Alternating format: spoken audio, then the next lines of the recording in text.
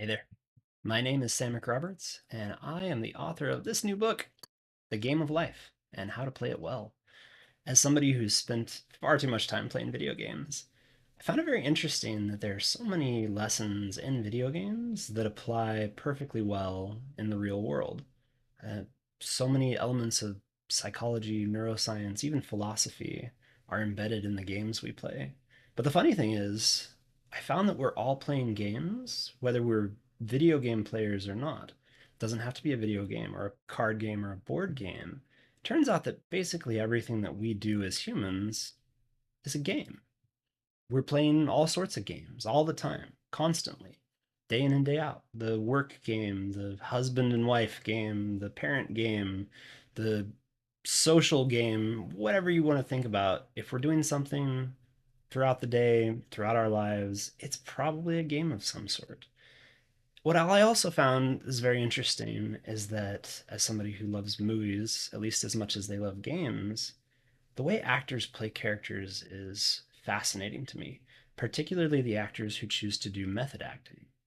And as I started researching method acting, what I learned was some of these actors actually get lost in these characters and fairly easily.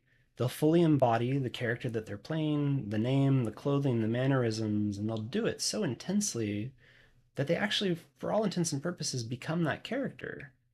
Now, the intersection of these two things is what led me to write this book, which is you can not only think of life like a game, but you can play yourself like a character of your choosing.